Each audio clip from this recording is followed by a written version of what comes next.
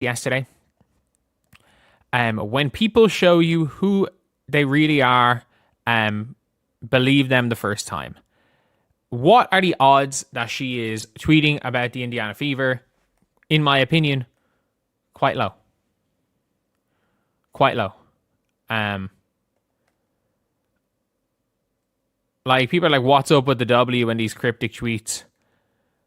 That's the thing, is the likelihood that she is tweeting about the Indiana Fever organization is low. The problem is that Kelsey Mitchell, who ranked as either the top or runner-up performer for the Fever during last season, recently shared an ambiguous social media message that's causing significant concern among supporters. The post has sparked widespread speculation about her future with the franchise. The probability of Mitchell remaining with Indianapolis sits somewhere between 80 and 90%. Multiple factors support this assessment. First, departing from the organization doesn't align with her apparent preferences. Second, acquiring her through a trade would demand substantial compensation from any interested franchise. The cost would be extraordinarily high in any potential deal. About the Indiana Fever organization is low. The problem is that this is the kind of new WNBA sphere, and it's not. I don't even know if I'm going to blame the players for it, but at the end of the day, the players are the ones tweeting it, and the players are the ones kind of knowing, in my opinion, knowing how these things are going to be received. Because let's be real. If you tweet some cryptic shit, it's going to be assumed to be directed towards the organization when most people... Yesterday, Mitchell shared a message stating, "When people show you who they really are, believe them the first time." The chances of this referring to the Indiana franchise, surprisingly minimal. The likelihood seems quite small. Many are questioning why the league sees so many mysterious social media updates. Here's the reality. The probability of this relating to the Indiana organization remains low. However, this reflects the current landscape of women's professional basketball culture. While it's unclear whether athletes should bear responsibility for this phenomenon, they ultimately control what gets posted and presumably understand how audiences will interpret their messages. Towards the organization when most people that are fans of you for one thing. A lot of people are like, oh, why is she tweeting this about Unrivaled? The reality is that she is currently at Unrivaled. She hasn't been in Indiana in 3 months. It is near certainly not about the Indiana Fever. But even though it is a near certainty it's not about the Indiana Fever, the 1% chance that it is has got people losing their damn minds. Someone said, when someone shares cryptic content, fans naturally assume it targets the organization, especially since most supporters follow players primarily because of their connection to specific teams. Some wondered whether this concerned Unrivaled. The fact is Mitchell currently participates in that league and hasn't been in Indiana for 3 months. It's almost certainly unrelated to the Fever. Yet, despite this near certainty, even the tiny possibility that it might reference the franchise has caused considerable distress among fans. Apparently, the statement originates from Maya Angelou. The specific context or attribution doesn't particularly matter. Someone said it's a Maya Angelou quote. I don't even know. I don't even know what the context is. Like, it doesn't really matter who said the quote. But at the end of the day, this is always going to be something that this may like you've nothing to do with basketball, but here you are. It's about Unrivaled, not the Fever. You should leave Kelsey alone. All these people think she's talking about the Fever when she's at Unrivaled. But like the amount of people that are posting being like, oh, like basically, some people are like, oh, good riddance to her. People are thinking this is a shot at Caitlyn. What matters is that this type of situation consistently generates disproportionate reactions. Many assume everything relates to basketball even when it doesn't. Some argue Mitchell deserves to be left alone since she's at Unrivaled, not with the Fever. Yet numerous people are posting reactions, with some expressing satisfaction at her potential departure. Others interpret this as criticism of Caitlin Clark. The response section demonstrates how differently people process identical information. Some saw the message and thought nothing of it. People are thinking this is a shot at Caitlin Clark. And the amount of people in the comment section, this is the funniest thing where it's like, people read into everything the way they want to. I read this and I'm like, okay. Didn't think anything of it. And the reason I didn't think anything of it is because I'm like, she's not in Indiana right now. There's a good chance this is not in any way about basketball. And look, it's just a tweet. It's a tweet at the end of the day. This neutral interpretation comes from recognizing she's not currently in Indiana, and there's substantial likelihood this has zero connection to basketball whatsoever. Ultimately, it's merely a social media post. Some genuinely believe this targeted Sophie Cunningham, using it as justification to attack her. WNBA social media represents one of the most chaotic online spaces imaginable. People could literally post about anything, perhaps mentioning a book, and somehow others would connect it to Paige Buecher's simply because the word Paige appeared. The mental gymnastics involved reach absurd levels. This represents a situation where an athlete shared something that probably means nothing. Tweet. It's a tweet at the end of the day. And some people literally thought that this was her taking a shot at Sophie Cunningham. Like, this was her deciding that she wanted to take a shot at Sophie Cunningham. And, like, are using it as an excuse to attack Sophie Cunningham. And I'm like, this is madness. WNBA Twitter is the most mad place ever. It is. Like, people could literally say, I'm just trying to think off the top of my head some, like, absolute bullshit people would tweet. Yet for certain segments of the fanbase, it's suddenly become about everything rather than nothing. Looking through the engagement, there's discussion involving Paige, Kelsey, Maddie, AAC, and AWA. Somehow speculation emerged about Mitchell ending up with Dallas and AWA. If the Wings desired Mitchell, they'd need to surrender the first overall selection. Some suggest making an Arika trade, but would the Indiana organization seriously consider that? Ogunbowale's value has reached historic lows. Perhaps Mitchell could be obtained for Ogunbowale if the package included her, the 2027 Vegas selection, and Louisa Gulick. Someone could probably tweet something out of a book, and somehow people could link a book to Paige Buecher's because the word Paige was used. Because the word Paige was used, they can link it to Paige Buecher's. Like, I genuinely, I don't even know. I'm trying to think off the top of my head. What way? That trio, Arike, Louisa, and the 2027 pick probably represents the minimum requirement to acquire Mitchell. Some are calling Mitchell names, yet this probably has nothing whatsoever to do with basketball. Vague posting as a professional athlete certainly happens. How would she get to Liberty? Someone would need to offer Stewart. If she wants Liberty, they'd need to provide Stewart. They'd need Stewart, Febick, and a first-round selection. What way things are going to go. But, like, yeah, it's genuinely a mad one. It is a mad one all around because, look, this is a situation where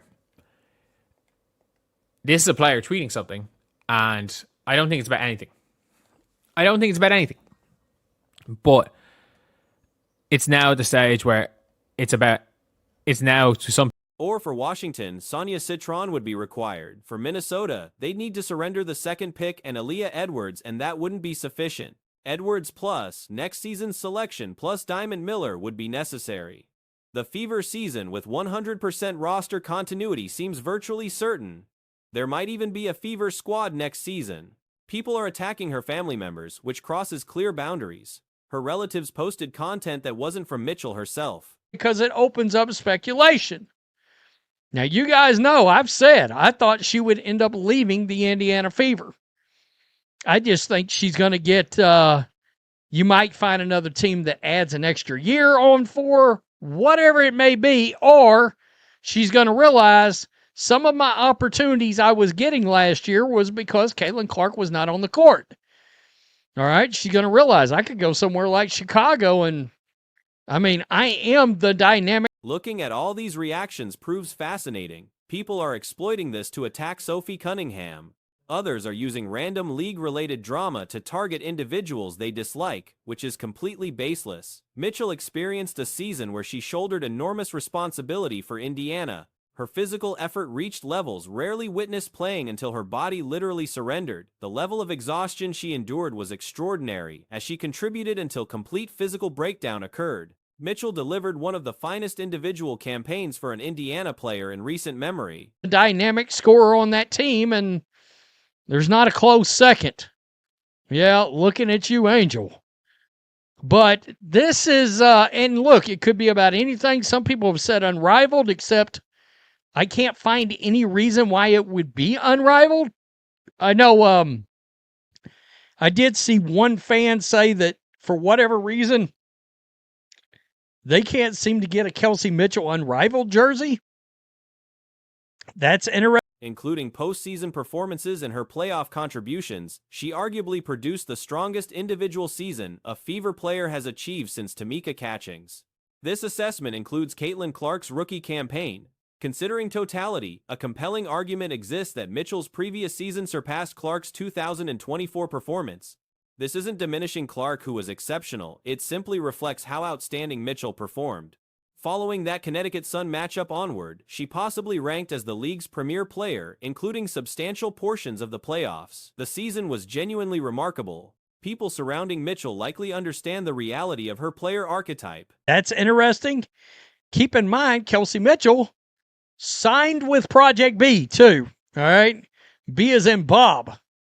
B is in a couple of $1,000,000 at least. Caitlin Clark's all-star teammate, Kelsey Mitchell, on X on Monday dropped a cryptic tweet amid the 2026 WNBA free agency. The other thing she could be talking about is their feelings about NBA ownership. Nobody ever considered Mitchell superior to Ogunbowale, despite being similar player types. Recent circumstances show how Ogunbowale, in an unfavorable situation, has become almost a liability that might be surrendered in the /WNBA ownership and what's going on with the CBA. That's always possible. Could it be, we haven't talked about this, could it be that she voted that she was good with a strike, but somebody on her team did not? There are some players, a very small group. I think most people think it's Kelsey Mitchell, entering unrestricted free agency following the 2025 campaign, shared what observers describe as an unclear message. The vagueness itself creates complications, opening doors for countless theories and assumptions. Previous speculation suggested she might depart from her current situation in Indianapolis. Several scenarios exist. Another organization could offer extended contract terms, or she might recognize that scoring opportunities from the prior season stemmed partially from her star teammates' absence from certain contests. Chicago represents one potential destination where she could dominate as the primary offensive weapon without competition for that role. The message's actual subject remains uncertain. Some theories point toward the off-season league, though evidence supporting this interpretation appears lacking. People think it's around 3 players that voted no to the possibility of a strike. That is going to cause some issues, all right, with those 3 players, because, that says, well, we're not all quite as united as we thought we were. What if the most powerful person in the WNBA actually voted no? Just pointing that out. Mitchell became a free agent. One supporter mentioned difficulties obtaining merchandise related to that league bearing her name. Mitchell also signed a substantial endorsement agreement worth several $1,000,000. The timing coincides with the upcoming free agency period, adding layers of intrigue. Alternative explanations exist. The post might reference ongoing labor negotiations between players and ownership groups, particularly disputes over collective bargaining terms. Another possibility involves internal divisions regarding work stoppage authorization. Reports indicate a tiny minority, estimated around 3 individuals, opposed potential strike action. A free agent after the 2025 season, entered free agency as an unrestricted free agent. So this was the tweet right here. When people show you who they are, believe them the first time. Of course, Maya Angelou, that was a saying that she famously put out there long before social media. We cannot lose sight of the fact that there are members of Kelsey Mitchell's. This dissent could create friction within the organization, revealing cracks in perceived unity. The possibility that the league's most influential figure voted against the measure adds another dimension worth considering. Mitchell's message quoted a famous saying from Maya Angelou about believing people's true nature when revealed. Context matters significantly here. Members of Mitchell's family have previously expressed negative sentiments toward her high-profile teammate through social platforms. This history created controversies as relatives felt she deserved equal or greater recognition compared to the rookie sensation. Public reactions reveal divided opinions and strong feelings. Kelsey Mitchell's family that doesn't care for Caitlin Clark very much. It is what it is. The stuff went on social media. It caused a lot of issues at the time because they felt Kelsey should be getting as much or more love than Caitlin Clark. This is interesting. Here we go. A little reaction from people because a lot of people have got their theories. My boy Sneaky Pete. Some observers warned against alienating beneficial relationships. Questions arose about whether Mitchell would maintain her current popularity level without her association with Indiana's franchise.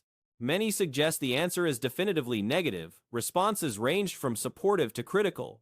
Some interpreted the message as referencing league-wide issues rather than team-specific matters, urging others to stop speculating. However, posting ambiguous content on public platforms naturally invites discussion and interpretation. That's simply unavoidable. Little advice, don't ever bite the hand that feeds you. Let's just come out and say it. Would Kelsey Mitchell be nearly as popular as she is if she did not play with the Indiana Fever? Question mark. I would contend not a chance. Yep, the WNBA has shown people who they are. You speaking about yourself? Others noted this behavior seems uncharacteristic, as she typically maintains low social engagement. Basketball relevance remains questionable. Some Chicago supporters expressed interest in recruitment. Critics brought up past controversial statements from her associates and family members, keeping those incidents alive in public memory. Historical performance questions emerged. Observers noted her playoff appearances prior to playing alongside the current star were non-existent, highlighting the transformative impact of that partnership. Many refused to forget past controversies involving her inner circle.